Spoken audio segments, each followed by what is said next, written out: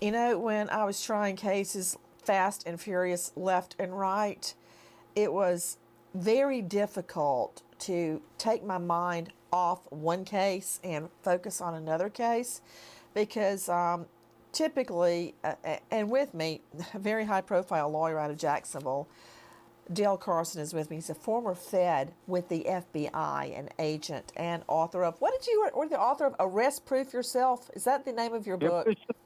It's not a book about how to beat the police. It's about how the police operate and why you need to behave yourself around cops, use your manners, and not get arrested. Somehow, I don't believe you that that's what it's about because nobody's going to buy a book about using your manners. But before I run down that rabbit hole with Dale Carson, let me get back where I was. And I bet you were like this too at some point, if not now. So when we would get ready for a trial, and guys, don't worry, I'm working up to Bryan Kohberger.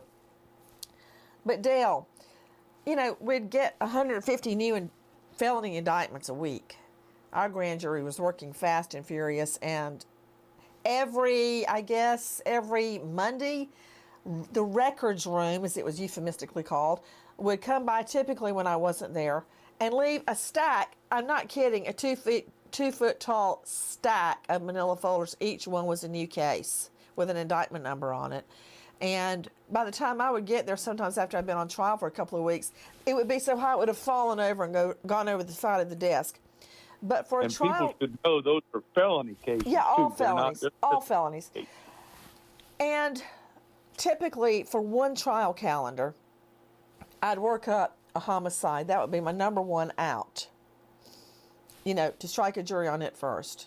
Then the second case would probably be an aggravated assault, a shooting. I would have to work a rape case up as I would a murder case or a child molestation, because those cases are very sensitive and difficult. There's a lot of scientific evidence involved, a lot of chain of custody involved. Sometimes you have children victims. Yeah. And so those serious felonies would be my number one case out. And have all the witnesses ready there to go before the jury was struck. Then, just in case we finished that case and there were days left in the calendar, I had a judge, and his name was Luther Alverson. I claim he was one of the best judges in the courthouse. And listen to this, Dale Carson. He was in his 80s when Georgia passed the Mandatory Retirement Act. So he was, you know, it wasn't retroactive. So he didn't have to retire, and thank God in heaven he didn't retire, but he wanted to prove to everybody that he was fit to try cases, so he wanted to try more cases than any other judge in the courthouse, and to keep his jail count the lowest. Jail count is the number of people sitting in jail, not on bond, that are waiting for trial. And, you know, the courts in Georgia were under federal order. You can only have X number of people in jail, so that jail count had to be low. So whatever DA was assigned to Alverson's courtroom had to be on trial all the time because he wanted his jail count lower than any other judge. So he would always say, let's keep the lights burning in the courthouse, Miss Grace. So needless to say, that's incredible. Yeah, I would need a number one case and a number two case, which would probably be like a theft or burglary. A number three case would be a simple drug possession like cocaine, heroin, you know, a drug lord. Anyway. But people don't understand how much work the case preparation is for the prosecution. You got to get your witnesses lined up. You got to make sure their testimony is accurate and truthful. You have a duty that goes well beyond defense attorneys. Oh, gosh, because you have to make sure that the case should be prosecuted. And all I got to do is try to trip you up and make you so that there's just a little reasonable doubt sewn into the theory of all of this. Okay, you're driving me to drink, Dale Carson. Now, You know how I refuse to pay $3 for a cup of coffee? I'm a tea drinker, but my daughter, my love of my life, Lucy Lynch and John David Lynch, likes Starbucks. So to make her happy, I went there after school today. And to be part of the fun, I got a drink, and I'm going to drink it now. It's non-alcoholic. But it did cost $3, so it better be good. My point is, And I've finally gotten to my point. It's only taken me 4 minutes. So let me talk to you about Kohberger, because we're right in the middle of the Murdaugh trial. But I want to circle back to things we've learned about accused quadruple killer Bryan Kohberger in the Idaho student slaying. Listen to this. I've got a lot for you, Dale. I hope you can stay with me a little bit longer, since I got carried away about trial calendars. And the whole point was shifting away from Murdaugh so I can think about Bryan Kohberger for a moment. Listen to this. I hope you're sitting down. BTK, that class A, I can't even say it because I swear I was giving up cursing when the twins were born. Mania. Well, that's not exactly what I was going to say. But bind, torture, kill, Dennis Rader. Number one, he was a dog catcher. Who becomes a dog catcher? You take dogs, not even mean dogs, dogs that are just wandering around, and you take them to a pound where they get euthanized. Who does that? I don't know. I'm looking over at Sydney.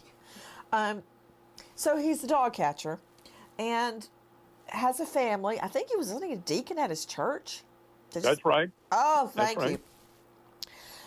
So this guy commits murders, mass murders, serial killings. He'll kill 2 or 3 at a time, a mom and her child, or a mom and her children in the home, and they're on his dog catching route. Anyway, listen to this. Dennis Rader, BTK, bind, torture, kill. Oh, and then he would dress them up and take pictures of them. Freak. Okay, BTK says he can relate to the loneliness Bryan Kohberger is suffering behind bars in solitary. Okay, now that's a resounding seal of approval. From one killer to the next. I know how you feel, man. I feel it. Really? He should have just kept his trap shut. Kohberger, though, he kind of lived in solitary from what we know, right? He did go to class, but, I mean, his world wasn't populated by friends and other people. Whose fault was that? Are you trying to make me feel sorry for him? No, hardly. Have you looked at his stare? Okay, let me ask you a question, Dale Carson, Mr. Former federal agent with the FBI. Have you ever come in contact with someone and you immediately want to get away from them? Or like you see them walking in front of your car and you go, lock, and you hit the locks? It's the hair on the back of your neck that stands up and you don't know why. That's how I felt when I looked at Kohberger, when I looked at his picture looking back. Those eyes, and I thought, well, I'm feeling that because I know what he's accused of, but I'm not so sure about that. And when people say it's a gut, Dale, I don't think it's a gut. I think it's thousands and thousands of years of evolution where you perceive things you may not be consciously aware of. And I agree. That's gut. Women have it best. Thank God. Yeah. Yeah, we need it. So I don't know that this is any big encouragement if you're getting sympathy from BTK. Can we just start with that, Dale Carson? Well, I mean, that's just troubling. Why those people are still on this planet is another world, and we Bundy, of course, finally paid the ultimate price. But when I look in Kohberger's eyes, imagine looking into eternity of those young girls as they witnessed that fellow wield a knife against them and take their blood. It's frightening, horrible. I just came upon something that just turns me. It's a picture, a hand-drawn picture that Dennis Rader drew. He says he reads the Bible a lot. Too bad he didn't read it before he committed all those murders. That reminds me of J.D. Arias, who draws and sells her art from behind bars. FYI, she just traces over magazine fronts. But I guess if you want to buy that, that's up to you. So when I hear about one mass killer sympathizing with another one, I'm not really moved. But this is something that has just happened. Kohberger has now been cited reportings in the student union building at the school. What do you know about that, Dale Carson?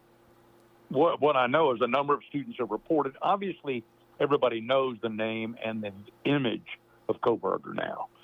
So now they're remembering someone sitting in the student union watching people and not being part of the ongoing activities. And it's so easy to walk into a college and walk in the student union and just to be present, even though you're not connected to that particular institution, because people are used to that and they allow it. There's no security guard to go through to get into those student unions that I'm aware of. And so, of course, he could go in there and do the thing that voyeurs do. They look at other people. And clearly, in my mind, from a sexual perspective, the boy is just a voyeur, and he is a sociopath. And what he'd do is just sit and fantasize about these women. And the relationship we're going to find that he had with these victims is that he just virtually made that relationship happen just out of his own existence and his believed connection with them, even if there was no direct personal connection with them, which is just as valid to him because he doesn't care. He just wants the power that these individuals have over particularly a young, attractive woman. Dale Carson, you're reminding me a lot of Dr. Bethany Marshall right now. Is everything about sex with you? Actually, I agree with you. I actually agree with you. Before I give you HELL about it, I was thinking about it from the aspect that him sitting somewhere amongst a bunch of college students and just basically staring at them, for long periods of time, which is what I believe he did, staring at the victim's home for long periods of time.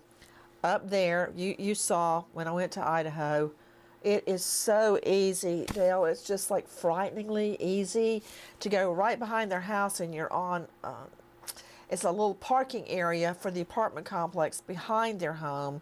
They park there, and it can't be over 40 feet max from there to the victim's window. I mean, he could even sit on elevated his hood. At that level, right? It's elevated. It's right down into their windows. And the sad thing here is that young people don't understand how visual men can be. I mean, maybe they do. Maybe they don't. Do I really want to hear this? Okay, go ahead. Well, yeah, but you do. Here's the deal. You walk into an adult bookstore. I may never look at you the same way again, Dale, but go ahead. No, on one side are men's magazines, and they're in plastic, okay? What do you mean by men's magazines? Men's Health, golfing, what? No. I'm talking about Playboy or naked women. Okay, go ahead. Well, yes, I am. Okay, and it just populates the entire rack. You go on the ladies' side. You do know about the internet, right? You don't have to go buy a Playboy. Well, okay, go ahead. So I'm dating mine. Okay, so what's on the women's side that's in plastic? I don't know. What? Wedding magazines. And that's the difference for me between men and women, right there. Can you hear what he's saying, Sid? He's actually right.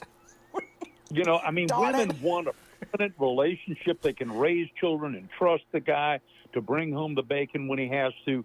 That's what women look for. Excuse me. And that's what my mother worked full-time her whole life. I know. My grandmother stood on her feet in a tile factory and helped run a farm. And my great-grandmother farmed, and guess what else she did, Dale Carson? My great-grandmother on my mother's side, she had only gone, I guess, to the 3rd or 4th grade, and her husband, my great-grandfather, loved to go downtown and watch court trials. And he would just leave during the day. So says my mother. And his wife was left to run the darn farm. She didn't know how to, as they say, cipher. She would save all her money in mason jars, glass jars, and bury them on the farm until she saved up enough cash to buy the farm that they sharecropped. So, I don't know what you're talking about. Bring on the bacon if they want to. My mother was a doctor. She worked harder than anybody I know. So I'm right with you there. And I bet she sent you to school, didn't she? She did. And let me just say this. I don't know a thing about women. She'd spank your bottom red right now if she heard you talking. No, wait. What? Okay, right. See, we're talking about voyeurism, and you're talking about visual aspects of males. I'm talking about the voyeuristic aspect of him sitting there in the student lounge just watching people.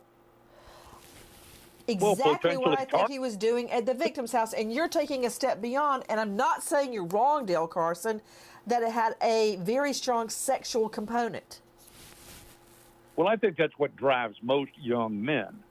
And I think that, these individuals, they target a number of people. This is not just that they oftentimes stage people. They'll have one for attack, and then they're actually looking for another one in advance. So they're prepared. And what people don't really understand, and I'd love to convey to people, is this: that when you combine an obsession with a biologic imperative, you come up with something that just you can't. It's hard work. They engage in it all the time. It's what they believe they do best, and that's why they're so damn dangerous, because they're not thinking about other things. They're mostly thinking about that one thing, and that's what kills people right there. 2 classmates state they now recognize Kohberger. As you were pointing out before we started recording, before Kohberger, his photo was published, people couldn't say, yeah, I know the alleged killer. But now that they've seen him, 2 classmates at least now say they recognize Kohberger as a, quote, awkward presence at the Idaho Student Union building. To see, when I first heard about this, I thought they were discussing where he was a PhD student, which is Washington State University, WSU, which is about 10 miles away. But they're talking about the Idaho State Student Union. Right. Where you go get snacks or lunch or coffee or something, and everybody goes there between classes. Well, that's where the post boxes used to be. Yes, as a matter of fact. That's where I first laid eyes on my husband. Little known fact. Oh, boy. At the Mercer University Student Union. Okay, and I also met my former fiance that you know about, Keith, that was murdered on the campus of Valdosta State. Then it was VSC College, now it's university. He was walking across campus, and I just stopped. And I went, oh, my stars, he's so handsome. Well, he'd never date anybody like me. It took me about a month to break up him and his girlfriend and, get in there.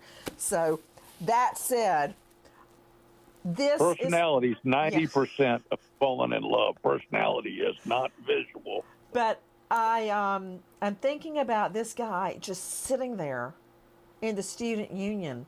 2 classmates say they recognize Kohberger now as an awkward presence at the ISU. Not his college. He was over there scoping people out. He didn't go there. He didn't teach there. He taught over at Washington. He was a teaching assistant over at Washington State University. He went there and hung out in the student union watching people. What about that, Dale Carson? Well, that's frightening when you think, and we know that people who engage in this sort of behavior set up additional victims because they don't want to run it. It's like a cigarette smoker running out of a cigarette. You always make sure you got 20 cigarettes with you. I'm not a smoker. Now, wait, what does this have to do with running out of a cigarette? Or say that again? Well, it's the addiction. You're addicted to that sort of behavior, and you don't want to run out. And so they're constantly looking for additional potential victims. One sophomore student, identified only as Chelsea, says she saw him earlier in the semester sitting in the cafeteria alone drinking water over at Idaho State University. Now, these are things that will probably never come in front of the jury. She says, quote, he was the type to stare. He would not look away if you caught him staring, like he wanted you to notice he was looking at you. He didn't smile. He didn't nod. He didn't say anything. He just stared, and it made her and her friends feel her and her friend feel so uncomfortable, she finished her meal somewhere else. Now, hold on. A second unnamed student says she saw Kohberger so often she thought he was attending classes at Idaho, University of Idaho. She says he was really quiet and really intense staring. He made me feel uncomfortable. Now, Dale, you were telling me it's reminiscent of what happened at a bar to Kohberger, a bar in Pennsylvania. Explain. That's right. He got run out because he was asking inappropriate questions of women by asking, where do you live? You know, I can't think of anything worse as a come on line to a woman by walking up to her and saying, hey, babe, where do you live? Okay, that was really creepy coming from Dale Carson, who I think of as a lawyer. Ew. Let me just erase that out of my mind that I just heard you said, hey, babe, where do you live? But you're right. You're right again. You're right again. I just, to be asked, hey, can you quit asking the ladies here where they live? That's way wrong. But I'm just thinking of a friend of mine who is a body, I just say nonverbal language expert. That's how I think of Susan Constantine. Mm-hmm. I've spoken to her. She's incredible. She states that, she looks at body language and she detects deception, has stated that he reminds her of what she's seen in interviews with other inmates. Quote, you can see the stalker in his eyes, the fixation. When he latches onto something, he doesn't look away. When you look at him, he doesn't smile. That's very unusual. That's not normal behavior in social settings. What I understand is he's making an evaluation about things that you and I would not be. He's looking for things that interest him and excite him, and he wants to absorb them in a way that he can fantasize about him later. And we know this. I mean, this is not something that's unusual. When we interviewed the serial killers for the FBI protocol that tells us these things, that's the thing that we learned. I mean, they're absorbing the information so they can fantasize about it later, and they've got to do it. It takes a minute. You don't just glance at somebody and absorb their body type and their hair and all of those things. You have to absorb it, and it takes a minute, and hence the longer stare. And he may not even be aware of that. You're reminding me of something in court, not when the jury was present, of course, but when the jury was not present. I would just, for no reason but my own knowledge and interest, just look at the defendant and take him all in. It's usually a man, sometimes a woman. And I don't know what I thought I was learning, but it was hard for me to sometimes reconcile what I was seeing by someone that was typically well-groomed and dressed up, flanked by lawyers in a courtroom, with what I knew to be true about the defendant and what they did. It was like the eye was tricking the mind, if that makes any sense. I mean, you look at Scott Peterson. It does. It makes some perfect people sense. think he's handsome, not me, but some people do. Great degree, play a golf star with a scholarship, I think. Wonderful family, beautiful wife, son on the way, lovely home. Why would he commit murder? Well, you know what? He did. And that's very hard to reconcile sometimes. Now, in this case, let me talk to you about one more thing. Sure. And guys, what you're hearing right now is the way we talk about cases as we're preparing them. Not necessarily what we would say to a jury, because a lot of what we're saying is inadmissible in a court of law. Wouldn't even try it because you don't want to lose an objection in front of the jury. But there's a gag order in place. Go ahead. You might risk it, though. If it's something. I would never want to risk anything that I thought I was going to lose in front of the jury. I might do it outside the jury's presence, but you don't want to have a track record of losing or being wrong in front of a jury. You better be right.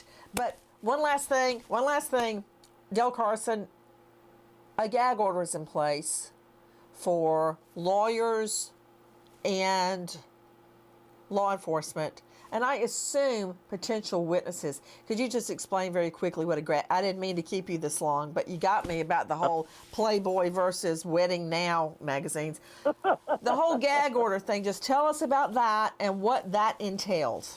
And then you're free to go magazine shopping. Go ahead. Yeah, there you go. It is, in fact, a restriction by the court on free speech. And it's allowed in order to make sure that we get a fair trial. And basically what it's saying is you can't talk about any of the evidence, because when someone is charged with a crime, then the defense, who are not as controlled by the court as the prosecution is, the defense gets discovery, which is all the information that would imply that a client is guilty of a criminal act. And so they have all that information. And they could very easily distribute it to the press or anybody else who's interested. So the court is saying the jury pool for to the one. defense, right? Well, but the court really is saying to the defense, don't share this with anybody. And if you do, you will be in derogation of the rules of this court, and I will take care of you later, buddy. And so you just don't do it. But by the way, you're constrained by attorney-client privilege. But you got to be careful your client doesn't get the information and divulge it, because that's outside your control unless you do it, and then the court will be angry at you and you'll get a contempt citation. With me is high-profile lawyer out of the Jacksonville, Florida jurisdiction, former Fed with the FBI, and author of Arrest Proof Yourself, Dale Carson. Dale, thank you for staying with me this long. This is my whole point about trying to switch gears and not think about one trial when I'm in the middle of another trial. But as lawyers, we have to do that. We have to be able to switch our attention, all of our attention, from one case to the next. And sometimes that's hard to do. We are returning to the Murdaugh double murder trial shortly. Dale Carson, thank you for switching gears with me. Goodbye, friend. Nancy, have a great day.